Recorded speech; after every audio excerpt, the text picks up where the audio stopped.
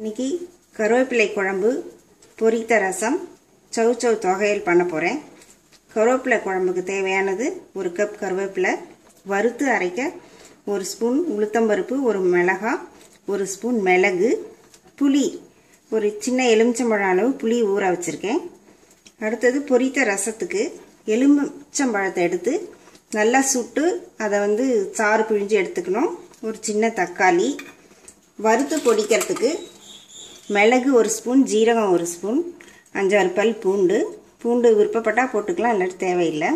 1 மிளகாய், சின்ன கட்டி பெருங்காயம், இது கண்டந்திப்பிலி, நாட்டு மருந்து கடையில் கிடைக்கும். இது ஒரு 4-5 குச்சி எடுத்து வச்சுருக்கேன். ரசத்தை ஈயப்பாத்திரத்தில் வைக்க போகிறேன். ஈயப்பாத்திரம் எடுத்து வச்சுருக்கேன். இந்த ரசத்தை அரிசி களைஞ்ச நீரில் தான் வைக்கணும். அது ஒரு பவுல் நிறைய அரிசி களைஞ்ச தண்ணி எடுத்து வச்சுருக்கேன். தாளிக்கிறதுக்கு கடுகு, ஜீரகம், வெந்தயம், கருவேப்பிலை, மஞ்சத்தூள், உப்பு. அடுத்து சௌசௌ தொகையல். சௌசௌ எடுத்து தோல் சீவி ஒரு பாதி அளவு துருவி வச்சுருக்கேன்.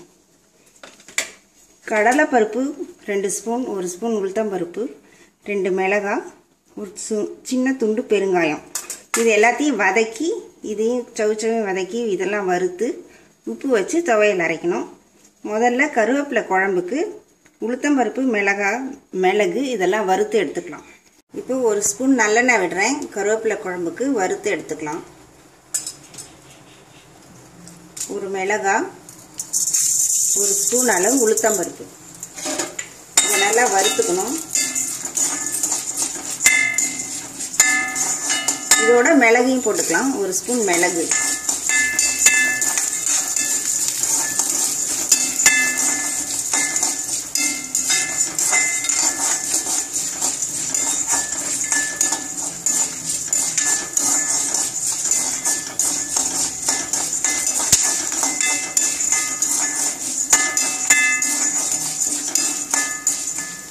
கருவேப்பிலை போடுறேன்.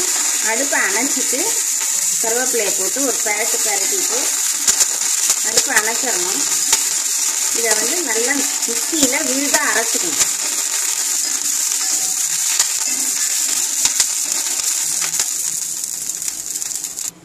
இப்போ சௌசௌ தொகையலுக்கு இதெல்லாம் வறுத்து எடுத்துக்கலாம். ஆற வச்சு அரைக்கணும், அதனால் முன்னாடியே வறுத்துக்கிறேன். 1 ஸ்பூன் எண்ணெய் விட்டுருக்கேன். இப்போ இது எல்லாத்தையும் போட்டு நல்லா வறுத்து எடுத்துக்கணும்.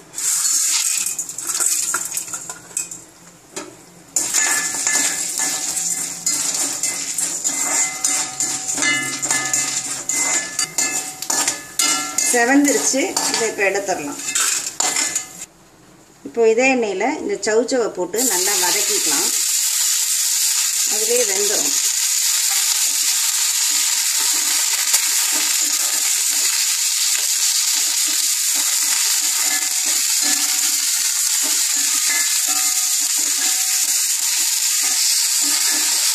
இப்போ சௌசௌ வதங்கிருச்சு, இந்த வதக்கறதுலேயே வெந்துருச்சு. இதை எடுத்துடலாம். இப்போ ரசத்துக்கு மிளகு, ஜீரகம், கண்டந்திப்பிலி, மிளகாய், பூண்டு, பெருங்காயம் இதை மிக்சியில் பொடி பண்ணி எடுத்துக்கிறேன். கருவேப்பிலை குழம்பு வைக்க போகிறேன். ஒரு 4 ஸ்பூன் நல்லெண்ணெய் விட்டுக்கலாம். இந்த மாதிரி குழம்பெல்லாம் நல்லெண்ணெயில் தான் வைக்கணும், அப்போ தான் நல்லாயிருக்கும்.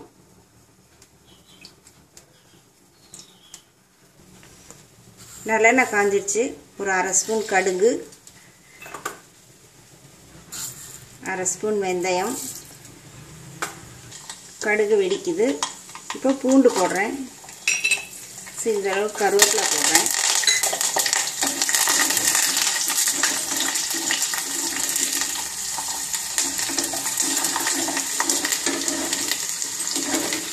இப்போ புளி தண்ணி விடுறேன்.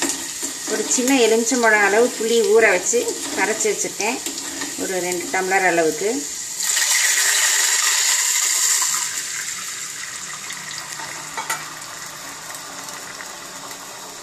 மஞ்சத்தூள் போடணும், 1/2 ஸ்பூன் மஞ்சத்தூள். உப்பு, இதுக்கு தேவையான அளவு உப்பு.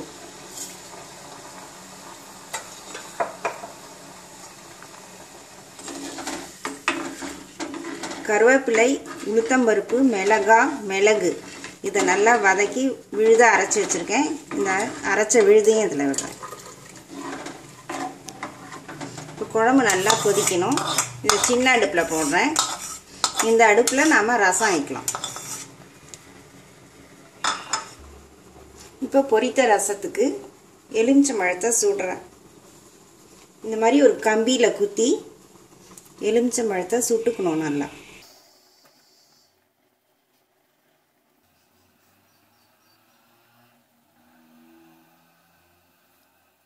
கறி அடுப்பு இருந்தாலும் தணலில், அடுப்பு கறி தணலில் நல்லா சுட்டு எடுக்கலாம்.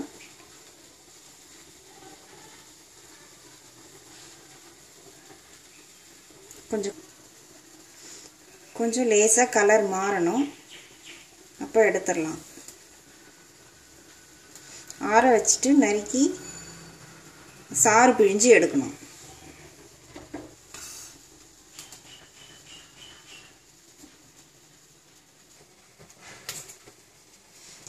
இப்போ அடுப்பை அணைச்சிட்றேன்.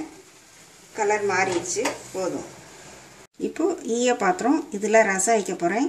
அடுப்பை பற்ற வச்சு இந்த பாத்திரத்தை வைக்கக்கூடாது, மெல்ட் ஆகிடும். ரசத்தெல்லாம் கரைச்சி இதில் கூட்டி வச்சுட்டு அதுக்கப்புறம் தான் அடுப்பில் ஏற்றணும். அரிசி களைஞ்ச நீரில் தான் இந்த ரசம் வைக்கணும், பொரித்த ரசம்.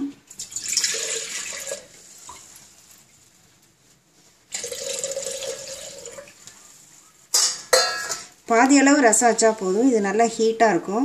ரசம் பொங்கி வழிஞ்சிரும். நிறையா வைக்கக்கூடாது. ஒரு தக்காளி போடுறேன். சிறிதளவு கருவேப்பிலை, இதுக்கு தேவையான அளவு உப்பு, மஞ்சப்பொடி அரை ஸ்பூன்,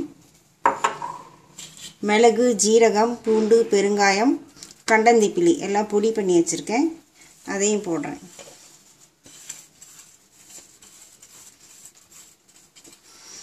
இப்போ இதை நல்லா கரைச்சிக்குவோம்.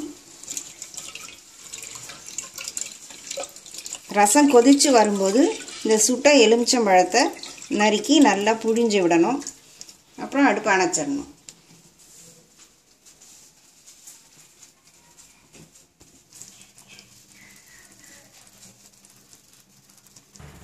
இப்போ அடுப்பு பற்ற வச்சுட்டேன். இந்த பாத்திரத்தை வைக்கிறேன்.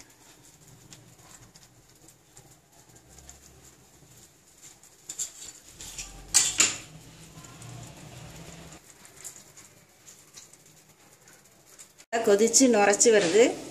இப்போ இந்த எலுமிச்சை சாறு விடுறேன்.